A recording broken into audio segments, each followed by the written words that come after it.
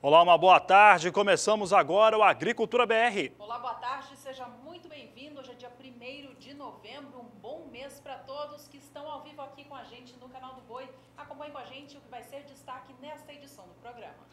O programa de hoje traz informações a respeito de novas taxas de juros em um dos importantes bancos financiadores da safra brasileira.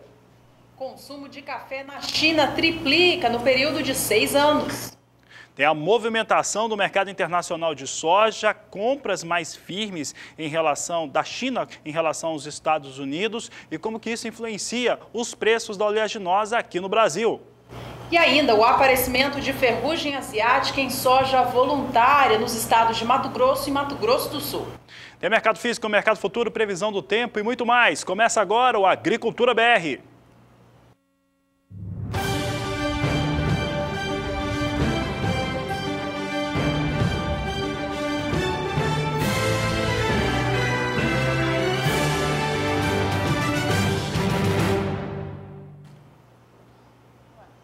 Essa edição do Agricultura BR começa com uma informação muito importante para a cafeicultura nacional. Até porque o Brasil é o maior exportador do mundo, produtor e exportador de café arábica do planeta.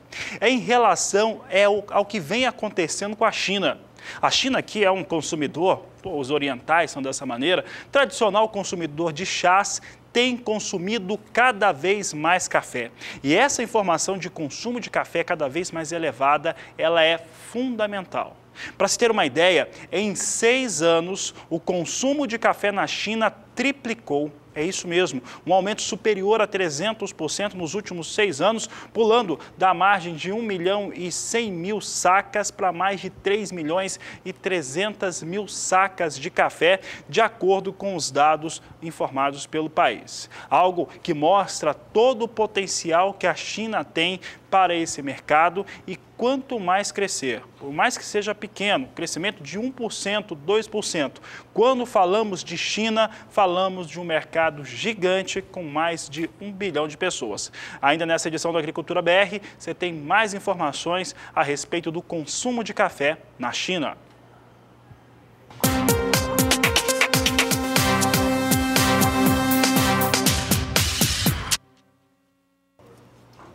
Vou falar agora aqui no quadro Agroações sobre a Bunge, ela que é uma das maiores empresas que atuam sobre o agronegócio internacional, divulgou nesta quarta-feira o seu balanço trimestral, reduzindo margens, reduzindo expectativas de lucro para o ano de 2017 e exatamente sobre a sua maior divisão, que é a divisão agro. É o que nós vamos mostrar agora, empresa norte-americana que está presente em todo o mundo, principalmente nos países que são ligados ao agronegócio, trouxe a seguinte previsão. Em relação ao que foi informado nesta quarta-feira, a empresa afirma que agora espera lucro antes de juros e impostos, o chamado EBITDA, o atual entre 425 milhões até 500 milhões de dólares, de acordo com hoje. Anteriormente, a empresa havia previsto um EBITDA no segmento de 550 milhões até 650 milhões de dólares. Aqui a situação mostra que a configuração para essa situação do EBITDA da Bunge, o lucro antes de juros e impostos, reduz bastante, cai aí na casa de 150 milhões de dólares. A Bunge, no entanto, disse que espera que os lucros melhorem no quarto trimestre, que é sazonalmente mais forte. Ou seja, esses dados eles foram divulgados nesta quarta-feira, tendo como base a movimentação do acumulado do ano, principalmente a tendência apresentada no terceiro trimestre, encerrado em setembro. Para esse último trimestre, outubro, novembro e dezembro, é natural que se tenha uma ampliação e com isso chegue àquela frequência ali nas margens que foram apresentadas, chegue-se na frequência mais alta em relação ao lucro dessa empresa. Vamos a mais dados? Trazendo aqui a Bunge como destaque hoje em relação ao quadro Agroações, aqui a movimentação internacional.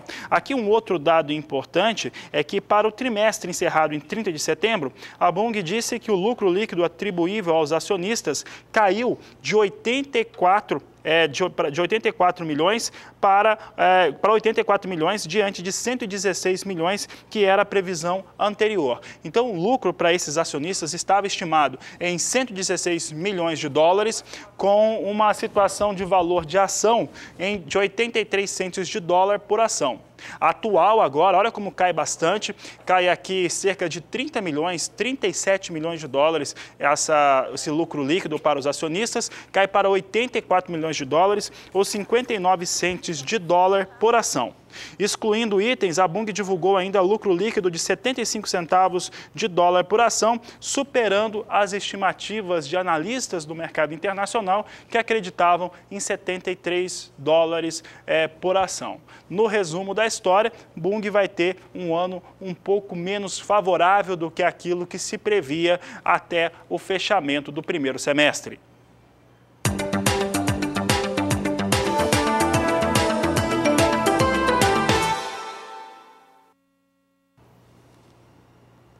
A Agricultura BR fala sobre soja no cenário internacional agora, mostrando principalmente a movimentação internacional, o que vem acontecendo com o Brasil, com China e Estados Unidos. Esta semana teve a apresentação de dados de acompanhamento de lavouras, na qual o Departamento de Agricultura norte-americano mostra que a colheita passa de 80% e vai mostrando boa qualidade das lavouras. Entretanto, consultorias privadas, empresas que atuam nos Estados Unidos, têm apontado que, principalmente para aquelas áreas que tiveram cultivo de soja após 10 de maio, passaram por estresse hídrico e essas áreas devem ter produtividades bastante afetadas e os consultores, analistas lá dos Estados Unidos acreditam que o Departamento de Agricultura norte-americano, no seu próximo relatório de oferta e demanda, que será apresentado na segunda semana desse mês de novembro, já trará correções de produtividade e, consequentemente, em resultado final de produção. Além disso, o mercado vem com uma movimentação bastante interessante, na qual se mostra bastante comprador, principalmente por parte da China, que tem uma oferta maior nos Estados Unidos, colheita está em andamento, já chega a 80% e com preços muito interessantes. Vamos mostrar agora como é que vem essas expectativas em relação ao cenário internacional da soja. Soja vem da seguinte maneira: Departamento de Agricultura americano apostando em 95 milhões de toneladas sendo compradas pelos chineses para a temporada 17-18, a consultoria G-Resource acredita em números que podem ir de 96 até 97 milhões de toneladas. Aqui chegamos a uma média de 96 milhões e 500 mil toneladas, expectativas altas em relação ao que pode ser absorvido pela China em relação à soja, que vai recompondo seus estoques e vai também dando ênfase ao esmagamento no cenário interno chinês. Como teve essa recuperação, volta a operar no azul por lá, as compras vão ficando cada vez mais intensas por parte de chineses. Vamos saber agora se essas informações chegam a influenciar o mercado. Soja que nesta última terça-feira fechava na estabilidade, hoje vem com ligeiras altas. Posição de novembro vem a 9 dólares e 76 centos o bushel, alta de 0,25%. Janeiro, 9,86, alta de 0,17%. Março, 9 dólares e 96 centos o bushel, alta de 0,17%. E maio, 10 dólares e 5 centos o bushel, com alta de 0,14%. Nos Estados Unidos, a colheita da safra de soja caminha bem, com o clima beneficiando as atividades de campo. Vamos saber agora com a Juliana Rezende, da Sumar Meteorologia, se a condição climática continua favorecendo os americanos assim nos próximos dias. A Juliana traz os destaques no quadro Agroclima. Agroclima, oferecimento Santa Helena, as melhores sementes de milho para grãos e silagem. Olá, boa tarde a todos. As atividades de colheita dos grãos dos Estados Unidos ainda seguem avançando. No decorrer do início dessa semana, já foi reportado que mais de 83% das lavouras de soja do meio oeste americano já foram colhidas, enquanto que o milho não deve passar de 54%. Agora, nos próximos períodos, instabilidades ainda podem ocorrer na principal área produtora de grãos do meio oeste americano. Só que são pancadas de chuva de fraca intensidade. As pancadas de chuva chuva mais forte ficam restritas nessas áreas mais escuras do mapa. Na principal área produtora de grãos, pancadas isoladas e também irregulares no decorrer desses próximos 5 dias até o dia 6 de novembro. A partir da semana seguinte, essas instabilidades agora elas vão conseguir se espalhar um pouco mais. E a chuva vai ganhar um pouco mais de intensidade, mas mesmo assim ainda não vai ter previsão de acumulados elevados com riscos para temporais, porque as pancadas seguem ainda com volume baixo e não devem ter potencial para atrapalhar o andamento da colheita. No decorrer do terceiro período, essas instabilidades ainda devem seguir persistindo a principal área produtora de grãos, que é o meio oeste americano. Só que a chuva ainda deve seguir fraca, os acumulados não ganham intensidade e não devem passar de 15 milímetros no decorrer do período do dia 12 até o dia 16 de novembro. Então, ao longo das próximas semanas, as condições climáticas na principal área produtora de grãos dos Estados Unidos seguem favoráveis para o andamento da colheita, tanto das lavouras de soja como também das lavouras de milho. Daqui a pouco eu volto com mais previsão do tempo. Até já, Juliana. Por aqui a gente fala sobre safra do Brasil e casos de ferrugem asiática em lavouras de soja nesta nova temporada. De acordo com o consórcio anti-ferrugem, já foram identificados casos de ferrugem asiática em soja voluntária neste ciclo novo, 17 e 18. No mês de outubro, apareceram novos casos em Mato Grosso do Sul e também no estado do Mato Grosso. A identificação foi feita nos seguintes municípios. Em Mato Grosso do Sul, o caso de ferrugem em soja voluntária foi identificado no município de Dourados, um dos maiores produtores de soja do estado. No estado do Mato Grosso, foram identificados novos casos em Alto Garças e Alto Araguaia, sendo o primeiro no dia 4 de outubro, assim como foi em Dourados, Mato Grosso do Sul, e o segundo deles em Alto Araguaia, no dia 7. No estado de Mato Grosso do Sul, Dourados é, por enquanto, o único município que já teve ferrugem asiática em soja voluntária identificado neste ciclo. Já no estado do Mato Grosso, além destes 2 municípios aí, outros 7 já haviam sido identificados nos meses anteriores, meses de agosto e também setembro. Além de Mato Grosso do Sul e Mato Grosso, Rio Grande do Sul é um outro estado que já teve caso de ferrugem asiática em soja voluntária neste novo ciclo. Por enquanto, segundo o consórcio anti-ferrugem, não há casos ainda de ferrugem asiática em lavoura comercial da soja no ciclo 17 e 18. No ano passado, eles começaram a aparecer no mês de novembro, em Mato Grosso do Sul, Paraná e São Paulo, sendo o primeiro deles identificado no dia 11 do mês.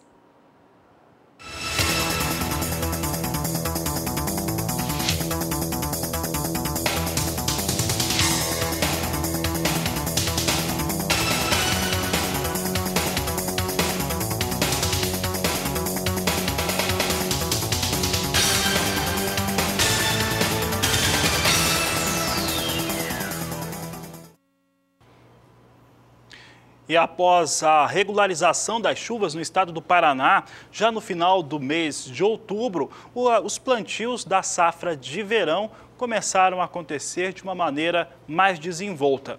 Entretanto, a temporada 2017-2018, de acordo com o Departamento de Economia Rural do Estado, legado à Secretaria de Agricultura do Paraná, deve ter um resultado de produção menor quando consideramos as 3 principais culturas de verão. Soja, evidentemente, a maior delas, milho de primeira safra e também feijão. A estimativa é que ela alcance 23.150.000 toneladas nesta safra de verão, ficando 8% abaixo daquilo que foi registrado na temporada 16-17, também em safra de verão. Vejamos aqui os dados, nós temos aqui a 16-17 com o resultado de produção de grãos de verão no estado do Paraná em 25 milhões de toneladas e agora uma estimativa para soja, milho de primeira safra e feijão de primeira safra em 23.150.000 toneladas. A Secretaria destaca que apesar da queda, as lavouras voltaram ao resultado normal deste ano. Isso porque o Departamento de Economia Rural acredita que é difícil repetir o resultado da safra passada. Além da queda na colheita em 2017, os produtores sentiram a forte queda no preço do milho. Essa forte queda no preço do milho fez com que houvesse redução nas áreas e essas áreas migraram para outras culturas, principalmente para a soja.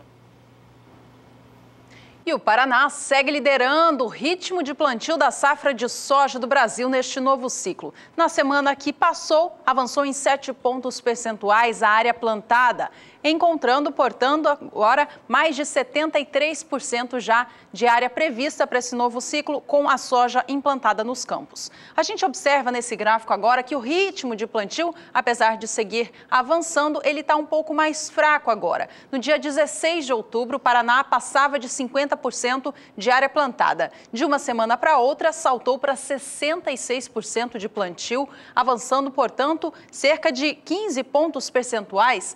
De uma semana para outra, no entanto, esta última avançou menos apenas 7 pontos percentuais, chegando agora aos 73% de plantio já finalizado. Apesar do ritmo estar um pouco mais lento em relação às semanas anteriores, quando os paranaenses aceleraram as máquinas no campo, o ritmo ainda segue em linha com o que se tinha nessa mesma época do ano passado. Mesma data já contava com 72% de área plantada. O destaque fica por conta da condição dessas lavouras de soja recém-implantadas. Elas tiveram uma piora na comparação semanal. É isso que mostra o DERAL, o Departamento de Economia Rural do Estado. Veja que no dia 16 de outubro, 99% das lavouras implantadas se encontravam em boas condições. Esse índice caiu para 98% no dia 23 e para 96% no último dia 30. Portanto, indicando novo recuo de 2 pontos percentuais nas lavouras em boas condições. Nesta mesma época do ano passado, 99% delas se encontravam nessa situação mais favorável.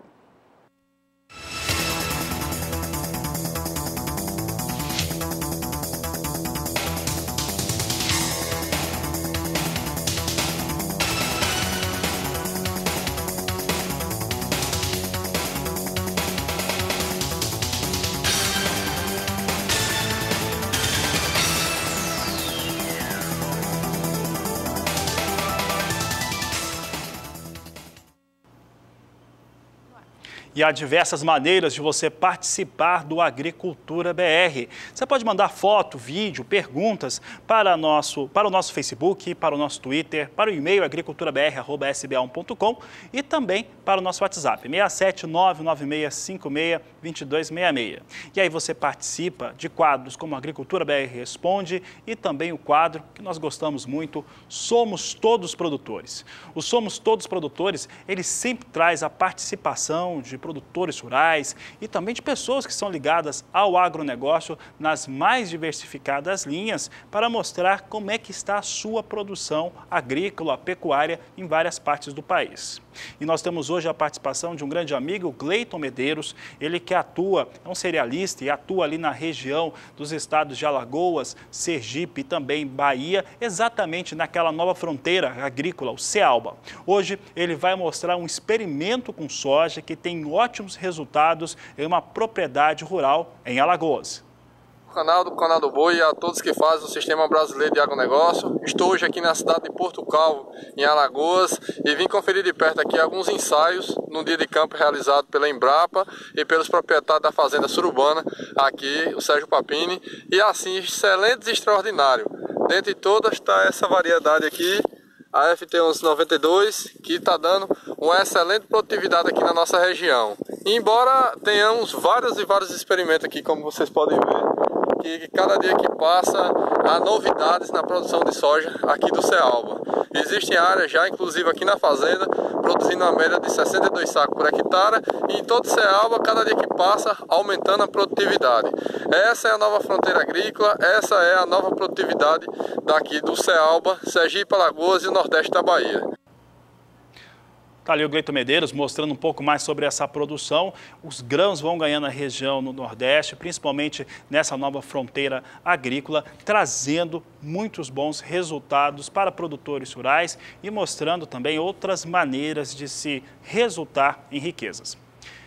Falamos agora a respeito do Fundo Rural, isso porque a nossa equipe de reportagem conversou com a relatora, a deputada pelo Mato Grosso do Sul, Tereza Cristina Correia da Costa, a respeito dos desdobramentos da relatoria.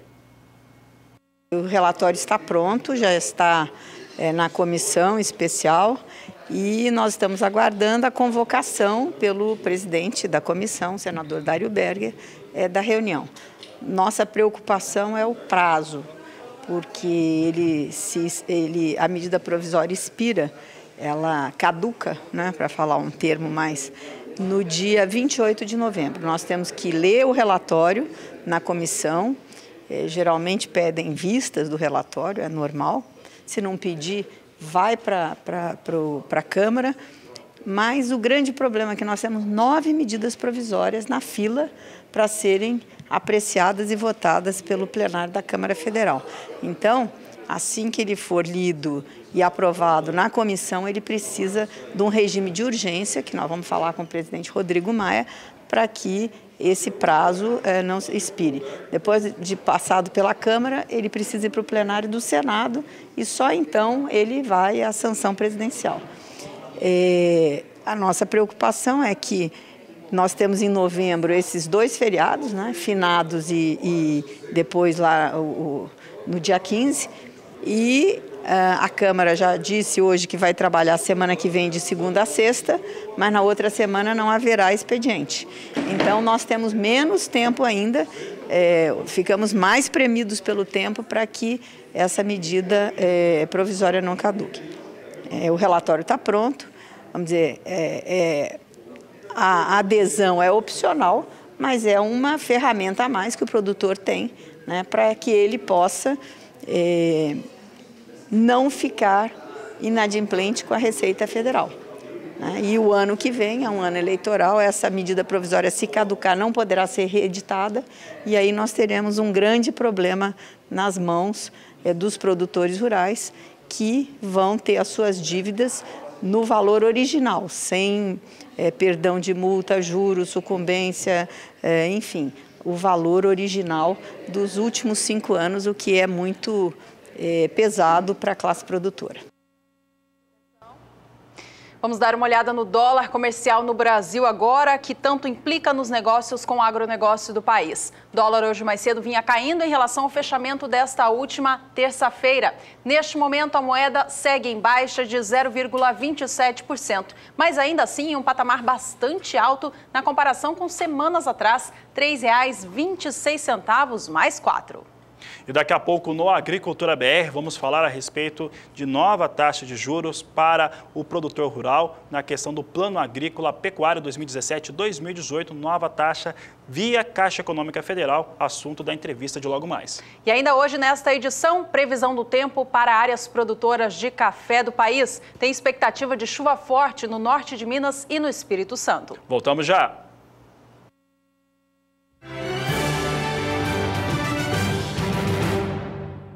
A Caixa Econômica Federal reduziu as taxas de juros para contratações rurais para médios produtores. Esse é o assunto da entrevista de hoje.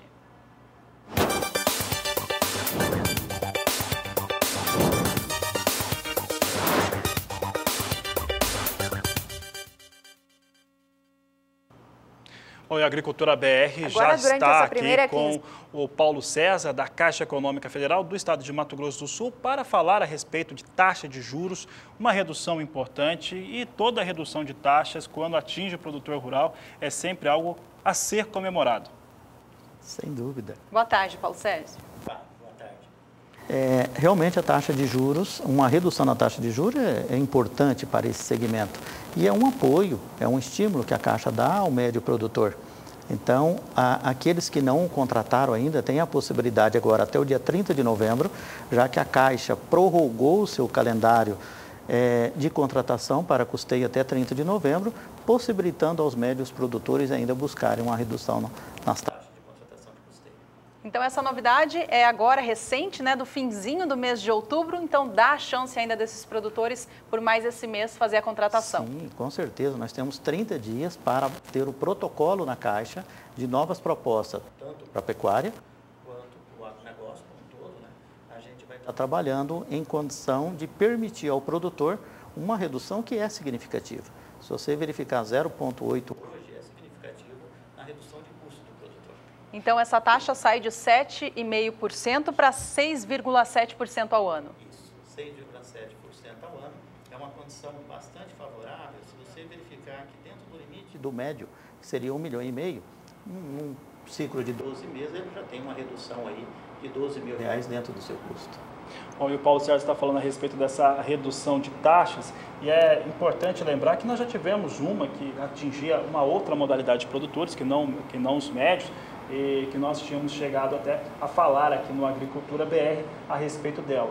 Essa outra taxa de juros que nós tínhamos já com redução foi para produtores maiores, grandes produtores, Paulo César? Isso, nós trabalhamos no mês anterior também com a redução de taxa para o grande produtor e agora estamos trabalhando, estimulando também o médio. Tá? Então, é um incentivo que a Caixa está dando, a Caixa é entrante no mercado e mais do que nunca ela busca estimular o produtor dentro da resolução do Conselho Monetário Nacional e que permite essa redução. E a Caixa sai na frente como o único banco a reduzir as taxas para o produtor rural. Desculpa, Juliana, mas essa taxa menor, ela acompanha também as reduções que nós tivemos na taxa básica de juros, a Selic? Esse é o principal fundamento para uma taxa menor sendo reduzida pelo banco, Paulo César? Não, o Conselho Monetário Nacional, ele permitiu que os bancos pudessem até ter uma redução. Lógico que o cenário econômico é que permite também isso, a você trabalhar com uma taxa mais reduzida. E isso fez com que a Caixa estimulasse, já que ela está buscando uma participação maior também no mercado, e estimular aquele que produz, o produtor rural, de imediato, numa redução. Aconteceu a resolução no final de outubro do Conselho Monetário Nacional, a gente já está colocando em prática para novembro. E quais são as linhas de financiamento que o produtor, em especial o agricultor, pode encontrar hoje na Caixa? Hoje, para custeio, nós estamos fazendo essa redução de taxa, ela é para custeio, tanto na pecuária quanto na agricultura. Nós temos agora a possibilidade de contratar ainda o soja até o final do mês, quer dizer, permite também ao produtor do soja que estava com o calendário finalizando ontem, uma prorrogação por 30 dias, dele buscar também o custeio. Tá? E na pecuária ele entra tanto para recria como para engorda, também está entrando a redução de taxa. Tem um pouco mais de tempo. A Caixa Econômica é o banco que tem a maior carteira de clientes do país em relação ao crédito imobiliário. Para os produtores rurais que são clientes ou já são clientes via esse tipo de crédito ou outro, facilita na tomada para o crédito agrícola no Brasil? Ele facilita para a aprovação do crédito, porque quando você entra com o pedido de financiamento, a avaliação da capacidade de endividamento do produtor, a gente consegue fazer de um dia para o outro. Tá? Feito a capacidade de tomar crédito, aí ele vai entrar com o projeto dele, que a gente vai levar aí de 5 a 10 dias para uma autorização. Então, o fato dele já ser cliente da Caixa, ele facilita a aprovação da sua capacidade de pagamento, porque já está com os dados todos na Caixa. Tá? Mas nada impede que ele não seja correntista da Caixa, que ele entre, faça a avaliação, a gente dá um retorno de um dia para o outro da capacidade de pagamento e aí ele tem o prazo para ele entrar com a documentação e a gente analisar o projeto para a contratação do empréstimo, da operação de crédito. Essa redução nas taxas de juros, então, são para linhas de custeio, né, da nova safra, para médios produtores, médios né, que se enquadram no Pronamp. Isso. Né? Até qual faturamento, que produtor que se enquadra nessa linha? Faturamento bruto até 1.760.000, desde que 80% da receita dele seja proveniente do agronegócio. Há pouco, Paulo César, você comentava a respeito da economia que o produtor vai ter em fazer essa contratação agora mais barata, né? Eu queria que você falasse um pouquinho mais disso para a gente destacar realmente o quanto que essa taxa de juros menor devolve para o produtor dinheiro no bolso. Se você for pegar que o percentual que a gente reduziu foi de 0,8, ele vai trazer, num primeiro momento já, uma economia de R$12 mil para quem estiver pegando o teto máximo para o Pronamp. Então, se você verificar, numa situação que a gente está hoje, que toda a redução de custo é fundamental para o produtor rural, ele é bastante significativo para quem está contratando uma linha de crédito como essa, porque as despesas que ele possa ter, às vezes até com um cartório, umas despesas de contratação, ele está tirando na redução de taxa. Então, isso é fundamental para o produtor rural nesse momento. Em relação a essa maturidade, né, o banco entrou no cenário do agronegócio, dos financiamentos, você estava citando há 4 anos, eu lembro do ano experimental da Caixa Econômica com o Plano Agrícola Pecuário, não lembro se foi o Paulo César que esteve aqui conosco, mas provavelmente estava presente nesses últimos anos. O que foi o crescimento? Como é que está sendo essa abordagem a esse mercado no agronegócio, na disposição de crédito nesses últimos 4 anos? Tem crescido, tem ganho esse mercado? Como é que tem funcionado? A Caixa hoje, o volume que ela tem contratado no Estado, ela tem ganhado uma participação bastante significativa. Então, hoje é a segunda linha de crédito de forte atuação da Caixa, é a habitação e agora o agronegócio. E a gente vem numa crescente muito forte. Então, eu posso te garantir que daqui 3, 4 anos a gente vai estar com uma participação bastante significativa já no Estado, porque ele é uma prioridade também para a Caixa, as linhas de crédito para o produtor rural. Qual foi o volume de contratações que a Caixa já teve no acumulado desse ano safra, de julho para cá? Tem alguma marca? Nós tivemos 89% de crescimento em relação ao ano anterior, o que já dá para afirmar para você o potencial que a gente tem de crescimento e a capacidade que a gente tem de atuação. Hoje, é lógico que, como entrante no mercado, às vezes uma dificuldade ou outra você encontra, mas que a gente está conseguindo superar e a gente busca com isso em todas as agências no Estado já trabalhar com agronegócio. Eu lembro que quando nós começamos, a gente trabalhava com 10 agências, depois expandimos para 15 e hoje nós estamos com todas as nossas unidades no Estado operando com agronegócio. Temos uma unidade centralizadora aqui em Campo Grande, onde qualquer dificuldade operacional de uma unidade do interior, ela é resolvida por uma equipe numa unidade central que fica em Campo Grande, conseguindo a gente dar vazão para as propostas que são protocoladas no interior do Estado. Além de Mato Grosso do Sul, essa redução na taxa se expande para todo o Brasil, né? Sim, a redução é a nível nacional. Tá certo, Paulo César. Bom, então uma oportunidade para produtores rurais ainda que vão fazer ou que estão em processo para fazer aquisição de recursos para a safra e atinge pecuária principalmente, produtor rural para a segunda safra, milho que vem por aí principalmente, até o próximo dia 30 de novembro. Paulo César, é isso mesmo? Isso. Todas as propostas que sejam protocoladas na Caixa até o dia 30, fica garantida ao produtor rural a contratação com essa redução de taxa que é importante para o produtor nesse momento. Paulo César, muito obrigada então pela sua presença aqui com a gente, explicando um pouquinho mais para todo o Brasil. Nós que agradecemos a vocês. Muito Bom obrigado. Dia. Tá? E o Agricultura BR vai agora para mais um rápido intervalo comercial. No próximo bloco, o assunto é milho. Bom, e você vai ver daqui a pouco também informações importantes a respeito do mercado do café e consumo de café na China, que triplicou nos últimos 6 anos. Não saia daí, voltamos já.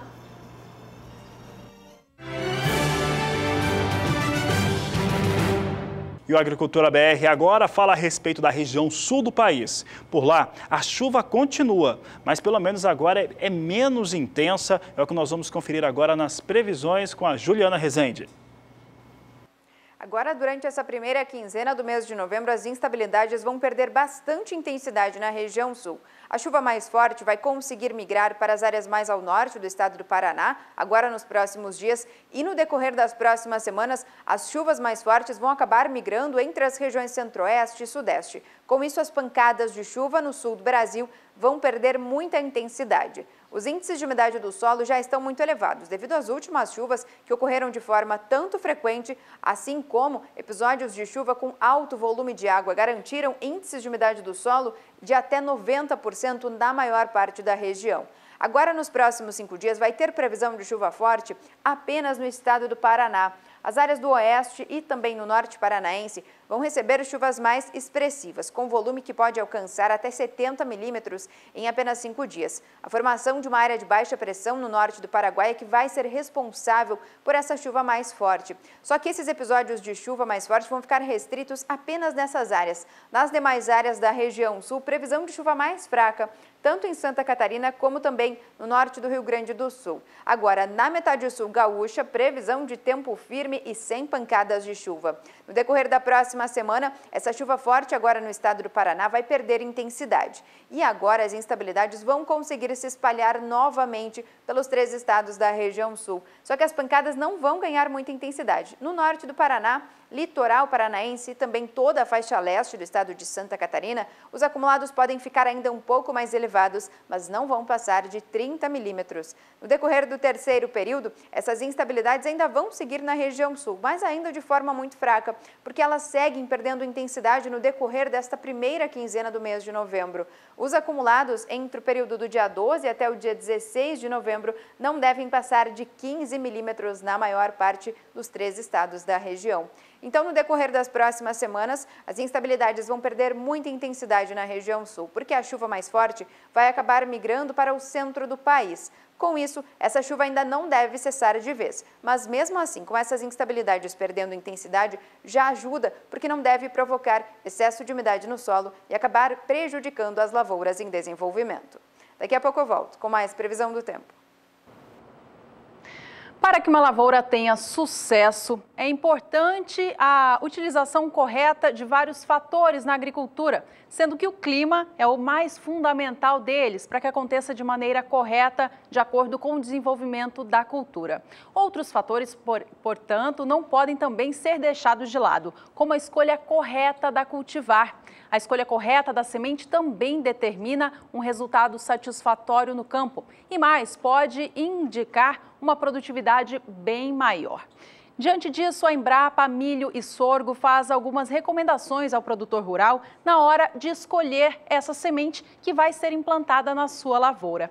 Entre as diversas orientações da Embrapa estão elas: conhecer o potencial de rendimento daquela semente na sua região, saber da resistência dela às pragas e doenças presentes nesta área produtora e também saber mais sobre a aceitação do mercado consumidor em relação a essa cultivar em questão.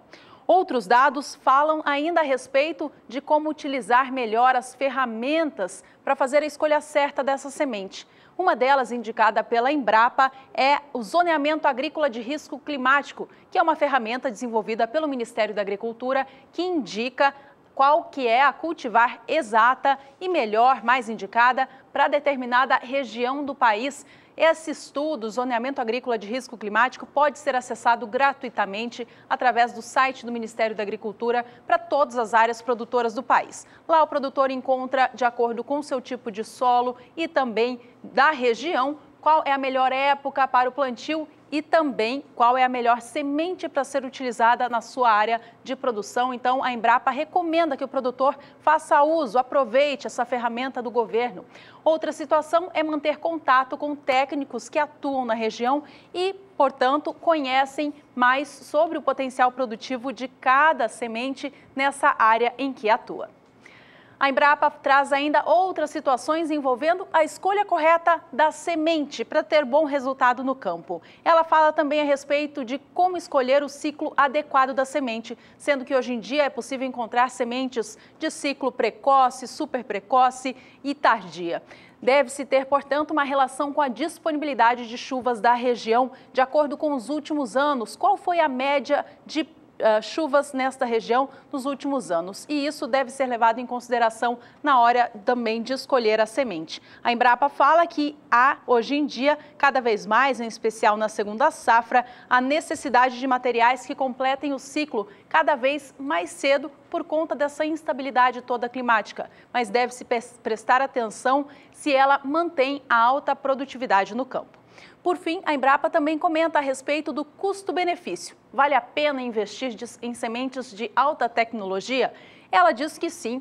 Isso implica na redução no custo de produção, ou seja, na aplicação de insumos defensivos e também os combustíveis utilizados para esta atividade nas lavouras. E isso, é claro, traz um maior potencial produtivo através do uso de sementes com tecnologia. Mais orientações sobre como fazer a escolha certa para se ter bons resultados no campo, o produtor pode encontrar no site da Embrapa Milho e Sorgo.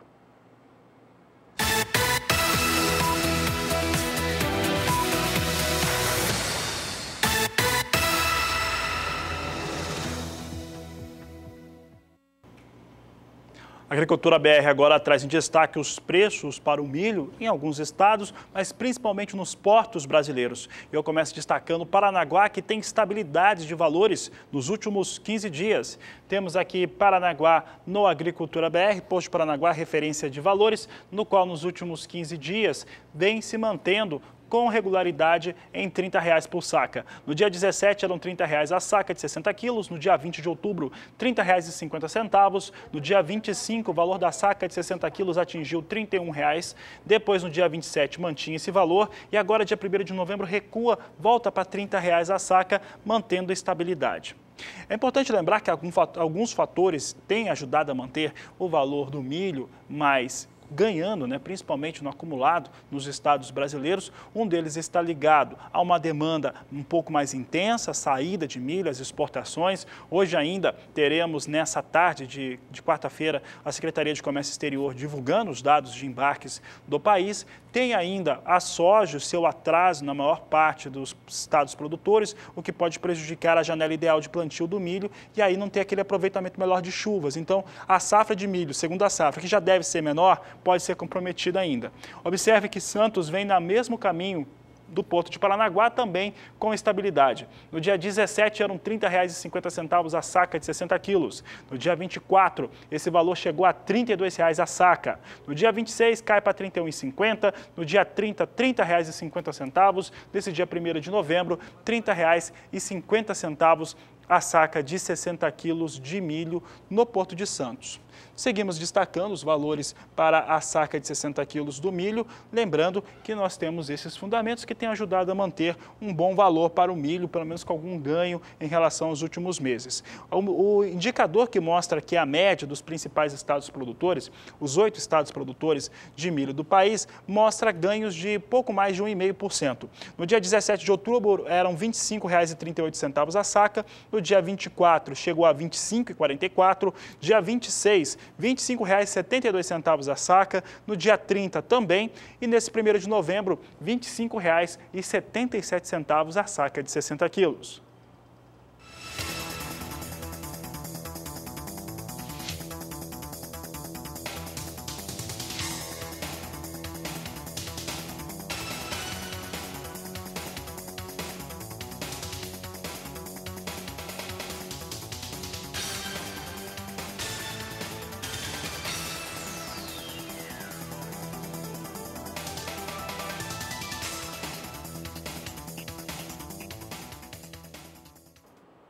Acompanhe agora como estão as operações com milho no mercado futuro, tanto no Brasil quanto no exterior. A gente começa vendo os negócios no país, de acordo com a Bolsa de São Paulo. As cotações vêm hoje operando em cenário misto, ou seja, umas sobem, outras caem.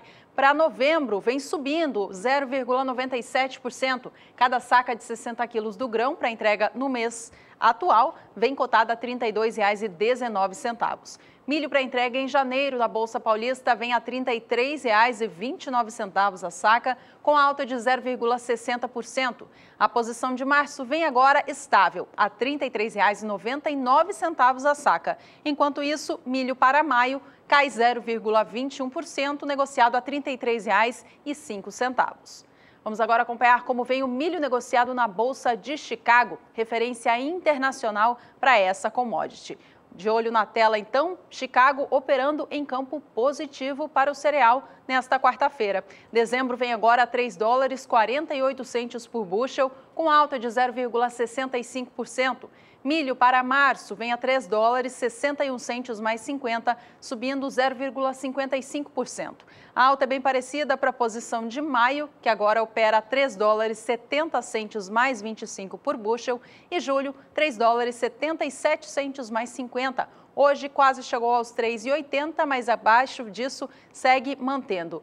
Alta para essa posição é de 0,39%. E empresas que atuam na malha ferroviária do estado de São Paulo querem a renovação antecipada das concessões.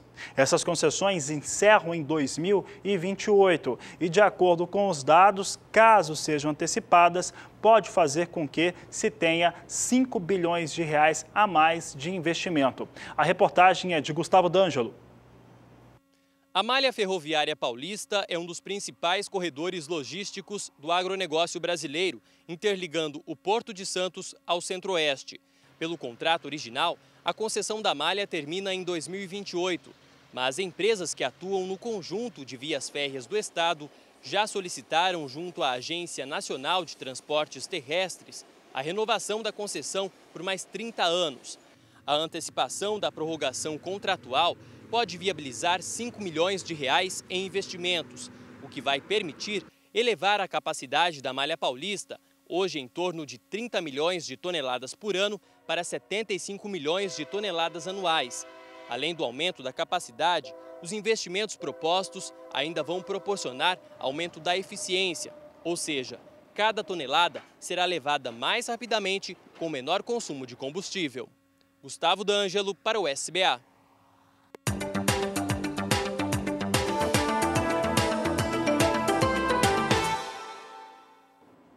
O consumo de café na China triplicou nos últimos 6 anos, mostrando que o hábito de consumo dos chineses vem mudando, uma vez que o país sempre teve o chá como bebida quente, como preferência nacional. Os dados são do Bureau de Inteligência do Café, um instituto aqui do Brasil que fala sobre as tendências do grão em todo o mundo. Os dados deste mês de setembro mostram que o consumo, portanto, de café na China passou de 1.100.000 sacas na temporada 2011-2012 para 3.200.000 sacas de 60 quilos do grão deste último ciclo 2016-2017. Esse número aí mostra um ritmo de crescimento do consumo da bebida muito mais forte do que no restante do mundo. O relatório do Bureau do Café mostra que o consumo da bebida vem crescendo na China 16% ao ano, enquanto no mundo tem crescido cerca de 2% nos últimos 10 anos. A mudança no hábito de consumo da população é atribuída à maior urbanização das pessoas lá na China, migrando para áreas mais urbanas, também ao aumento da classe média e a melhora no poder aquisitivo da população. O assunto agora é clima e também esse tempo mais chuvoso esperado para importantes áreas produtoras de café. Olha só, depois de ter passado períodos de seca que fez com que se perdessem floradas, tanto em Minas Gerais, que é o estado maior produtor de café do mundo, mais produtor de café arábica principalmente, e o Espírito Santo, que é o maior produtor de café conilon do Brasil, agora podem ter um problema contrário. É porque são esperadas chuvas fortes e essas chuvas fortes podem derrubar os botões que foram formados durante a última florada. Quem fala sobre essa previsão do tempo é Juliana Rezende. As áreas de instabilidade que acabam ganhando intensidade na região sudeste ao longo das próximas semanas podem provocar chuva forte, tanto em Minas Gerais como também no estado do Espírito Santo ao longo dos próximos dias. Em relação à disponibilidade hídrica do solo, essa chuva vai ser muito benéfica, porque é justamente nas áreas mais secas do sudeste que vai voltar a chover com forte intensidade, que é no norte de Minas Gerais. Nos próximos 5 dias, as chuvas ainda vão ser mal distribuídas na região sudeste, porque as instabilidades agora vão provocar chuva na maior parte, mas o volume de chuva varia bastante, fica em torno de 30 milímetros no sul de Minas Gerais, grande parte do interior paulista. Mas algumas áreas do oeste do estado mineiro ainda pode chover em torno de 50 milímetros, isso de forma mais isolada. A partir da semana seguinte é que a chuva vai ganhar ainda mais intensidade. Vai ter previsão de acumulados em torno de 50 milímetros em praticamente todo o norte mineiro. Nas demais áreas da região sudeste, previsão de chuvas significativas. E agora, com essa chuva ganhando mais intensidade no estado de Minas Gerais, pancadas vão ocorrer de forma bastante expressiva. Tem risco, sim, para essa chuva forte acabar prejudicando os botões florais das lavouras de café. E esse risco ainda vai persistir no decorrer do terceiro período, porque a chuva no estado de Minas Gerais vai ganhar bastante intensidade. A atuação de um canal de umidade ainda vai seguir alimentando essas chuvas na região sudeste. E agora vai ter previsão de acumulados de até 70 milímetros em praticamente todo o norte mineiro, assim como o estado do Espírito Santo, no decorrer do período do dia 12 até o dia 16 de novembro. Então, ao longo das próximas semanas, as chuvas vão ganhar muita intensidade, tanto no estado de Minas Gerais, como também no Espírito Santo. Isso representa riscos para as lavouras de café, porque esses episódios de chuvas muito fortes podem acabar atrapalhando os botões florais das lavouras. Daqui a pouco eu volto com mais previsão do tempo. E nós vamos para mais um rápido intervalo comercial. No próximo bloco já você acompanha que os produtores gaúchos estão acionando o seguro agrícola por conta das perdas nas lavouras de inverno. Ainda hoje, mais informações a respeito do Fundo Rural e o posicionamento da Frente Parlamentar da Agropecuária. Nós voltamos já.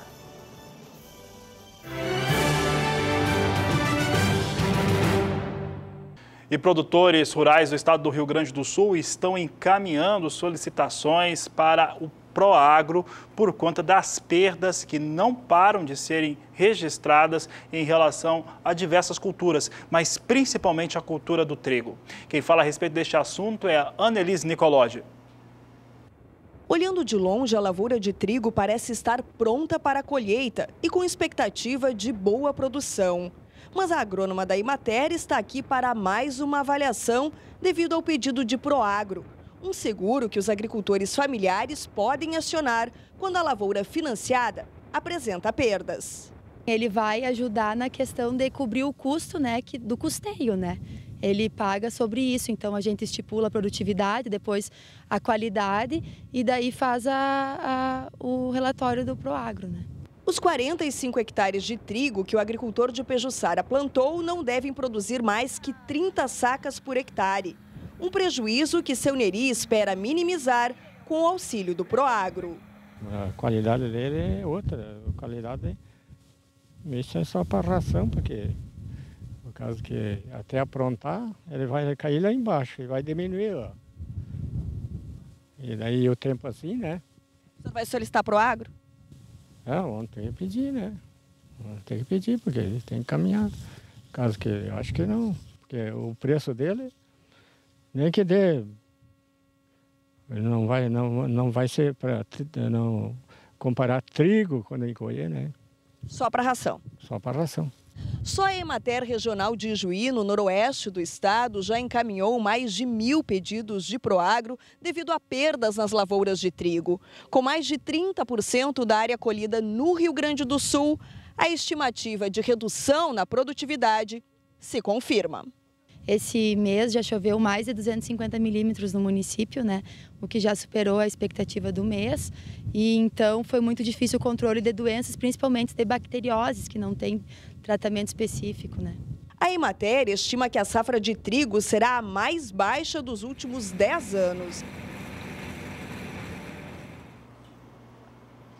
Esse cenário que nós vimos na reportagem da Annelise Nicolodi, ele só ilustra mais a difícil situação dos produtores de trigo do país, em especial no estado do Rio Grande do Sul. São 5.938 solicitações de Proagro.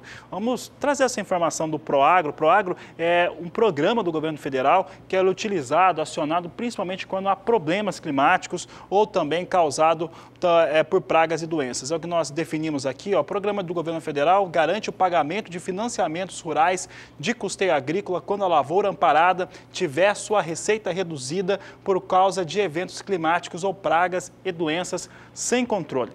É claro que essa parte que tem o financiamento fica coberto pelo Proagro, o que é excelente.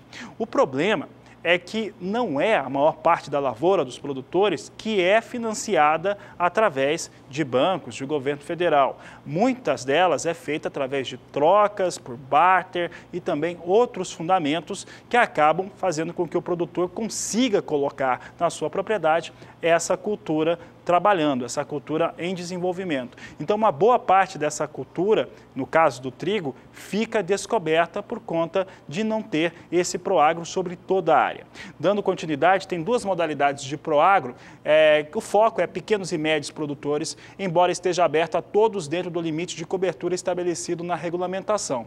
Pode mudar a tela, a próxima tela mostra os dois tipos distintos de Proagro que existem, o Proagro Mais, que atende aos agricultores familiares do Programa Nacional de Fortalecimento da Agricultura, aí aqui por conta do fator que se tem, esse padrão de agricultura acaba cobrindo toda a área, e o outro que nós temos aqui, pode trocar a tela, que é o Proagro Padrão, que atende aos demais agricultores. algumas regras são diferentes em cada uma das modalidades. Basicamente, no caso desse segundo aqui, que vai atender principalmente os médios produtores do país e também alguns grandes, é apenas a área que é financiada. Como a agricultura familiar, toda a área familiar acaba atendendo todo mundo, mas no caso dos médios não, apenas a área financiada sobre uma produção, no caso do trigo, que já vem bastante complicada num dos anos mais difíceis que se tem para o triticultor brasileiro.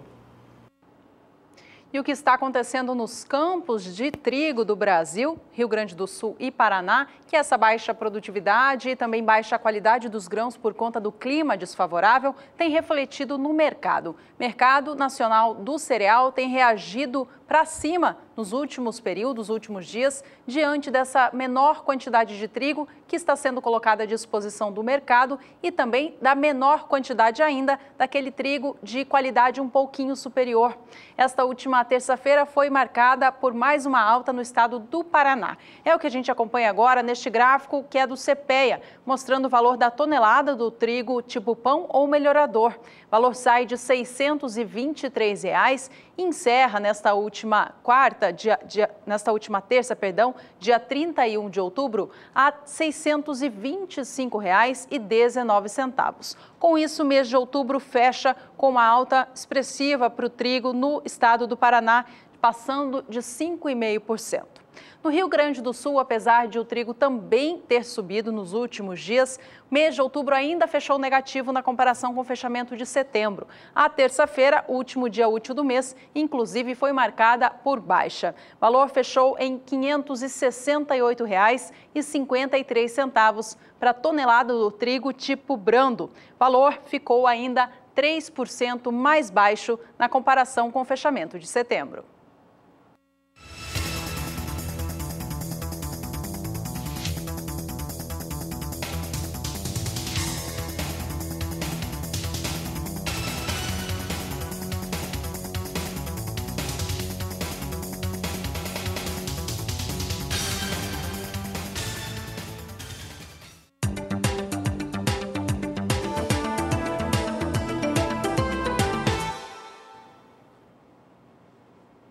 A Embrapa Clima Temperado, que fica localizada no município de Pelotas, no Rio Grande do Sul, lançou na segunda-feira desta semana um livro voltado ao sistema produtivo da cana-de-açúcar no estado gaúcho.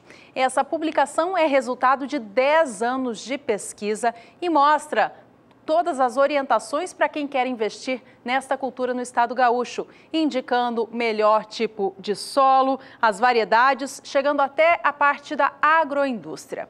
No Brasil, apesar da cana-de-açúcar ser destinada em sua maioria à fabricação do etanol e também boa parte para o açúcar, no Rio Grande do Sul ela é usada para outros fins, usada para a fabricação de melado, açúcar mascavo, rapadura e cachaça. Apenas uma parte da cana no estado gaúcho é dedicada à produção de etanol.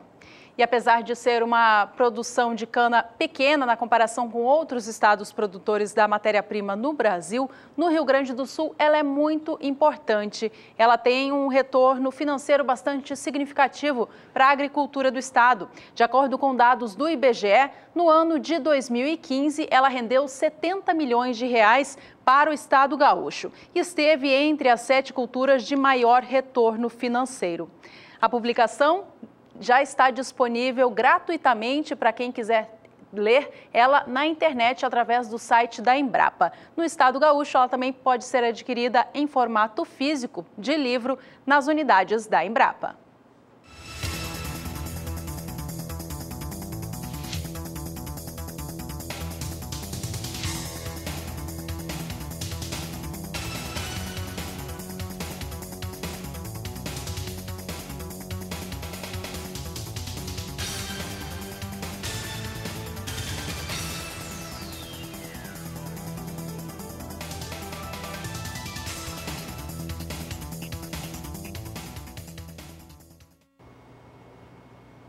Daqui a pouco no Agricultura BR, mais informações a respeito do Fundo Rural.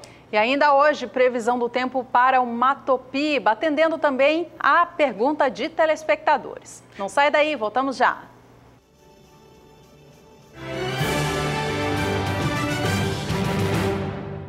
E a Frente Parlamentar da Agropecuária fez uma nova reunião para debater a questão do Fundo Rural.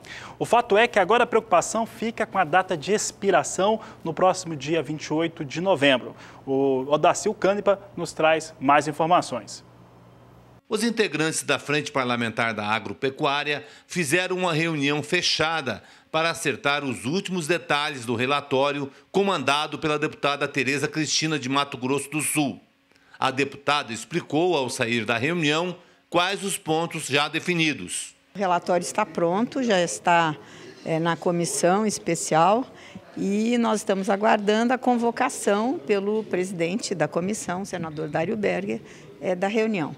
Nossa preocupação é o prazo, porque a medida provisória expira, ela caduca, né, para falar um termo mais, no dia 28 de novembro. Nós temos que ler o relatório na comissão, geralmente pedem vistas do relatório, é normal. Se não pedir, vai para a Câmara. Mas o grande problema é que nós temos 9 medidas provisórias na fila para serem apreciadas e votadas pelo plenário da Câmara Federal.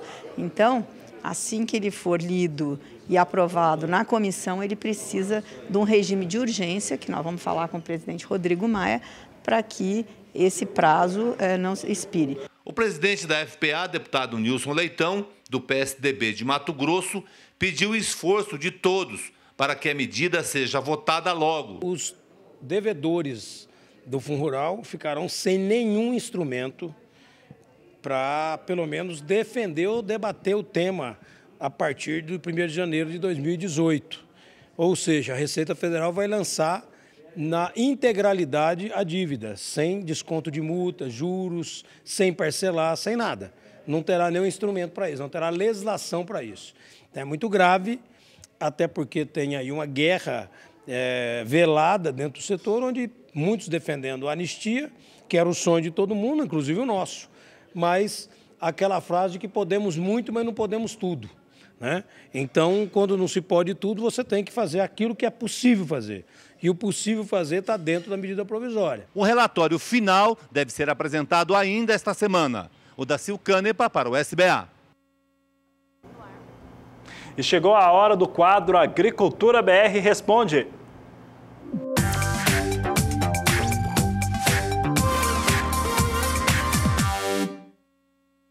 E a pergunta de hoje vem lá da região norte do Brasil. Vamos ler na tela, então, quem que mandou foi o Marcos Gione, de Marabá, no estado do Pará. Gostaria de saber a previsão do tempo para o mês de novembro, na minha cidade. Marcos, quem traz os destaques é a Juliana Rezende.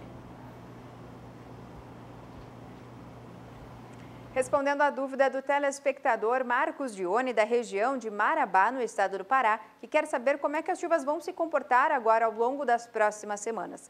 Bom, o estado do Pará ainda está com índices de umidade do solo muito baixos. Como a gente pode ver no mapa, a disponibilidade hídrica em grande parte do Pará ainda está com índices inferiores a 10%. Tanto que nas últimas 48 horas já foram registrados mais de 500 focos de incêndio devido ao tempo mais seco da região. Agora, nos próximos 5 dias, as instabilidades tropicais da região norte, devido ao calor e alta umidade do ar, vão conseguir se espalhar e vão alcançar as áreas mais secas da região nortista, como é o caso do estado do Pará. Vai voltar a ter previsão principalmente na metade sul do estado. Só que ainda vai ser uma chuva fraca, acumulados baixos que não vão alcançar 5 milímetros no decorrer dos próximos 5 dias. A partir da semana seguinte é que a condição já começa a ficar um pouco mais favorável. Isso porque as instabilidades vão conseguir ganhar um pouco mais de intensidade e ainda vão seguir de forma mais abrangentes na região nortista, alcançando também a região de Marabá. Volumes em torno de 15 até 30 milímetros é que podem ocorrer ao longo da próxima semana. E no decorrer do terceiro período, a condição ainda vai ser favorável, porque essas chuvas vão seguir persistindo. O volume de chuva dessa vez vai ficar um pouco mais baixo e não vai passar de 15 milímetros na metade sul do estado do Pará, incluindo a região de Marabá. Já no decorrer da segunda quinzena do mês de novembro, essas instabilidades até podem ocorrer na região de Marabá, mas ainda vão ser irregulares. Então, as instabilidades vão conseguir alcançar a região de Marabá agora ao longo da primeira quinzena do mês de novembro, mas no decorrer da segunda quinzena ainda tem risco dessas chuvas ocorrerem de forma irregular e também não serem bem distribuídas. Então, ao longo das próximas semanas, essas instabilidades no estado do Pará e na região de Marabá vão voltar a trazer melhores condições, porque essa chuva, apesar de não ser muito forte, já garante melhores cenários, garantindo também o aumento da disponibilidade hídrica do solo, mesmo que de forma pontual.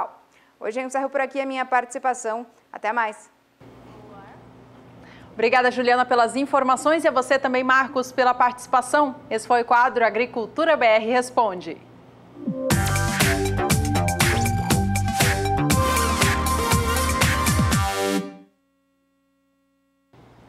A Agricultura BR traz agora os valores de referência para alguns estados que compõem a fronteira agrícola do Mato Piba, formado pelos estados do Maranhão, Tocantins, Piauí e Bahia. Vamos ver então Maranhão e Bahia, como é que estão os valores de referência. Aqui levantamentos dos últimos 15 dias, que no caso da Bahia apresenta alta de 3%. No dia 17 de outubro eram R$ 62,25 por saca, valor mantido no último dia 21. Já no dia 24 chegava a R$ 62,50 a saca. Nesse último dia 28, principalmente por conta dos valores pagos nos portos brasileiros, que teve uma alta bastante interessante, sobe forte, vem para R$ 64,00 a saca e no dia 1º de novembro agora R$ 64,25 valores de negócios na Bahia. Agora Maranhão é o destaque do Agricultura BR. Maranhão também tem alta de 3%. No dia 17 de outubro, R$ 60,25 a saca. No dia 23, R$ 60,75 a saca de 60 quilos. No dia 26, R$ 61,25 a saca. Valor chegou no dia 29 a R$ 61,50 e no dia 1º de novembro, R$ 62,25 a saca de 60 quilos, alta de 3% em 15 dias.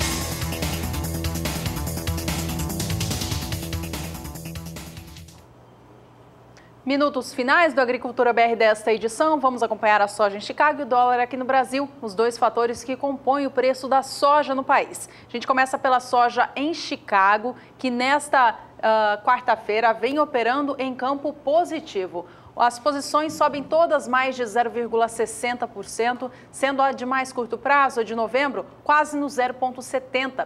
Soja para entrega neste mês de novembro vem negociada em Chicago a $9,80 mais 50 por bushel. A de janeiro vem a $9,90 mais 75 e a de março e maio vem acima dos $10 por bushel. A de março vem a $10 1 cento e a de maio $10 10 centos por bushel nas cotações próximas às máximas do dia. O que sustenta o valor da soja na Bolsa de Chicago é a demanda forte, em especial da China. Isso faz subir os valores mesmo com a colheita do grão nos Estados Unidos avançando de maneira bastante intensa. Já que no Brasil, esses valores negociados em Chicago influenciam os valores e também o dólar comercial, que hoje vem com queda, 0,24% de queda, R$ 3,26 mais 5. Essa edição vai ficando por aqui. Obrigada pela companhia e até a próxima. Este é o Agricultura BR. A inteligência e a transparência do agronegócio sempre com você. A todos uma ótima tarde e até mais.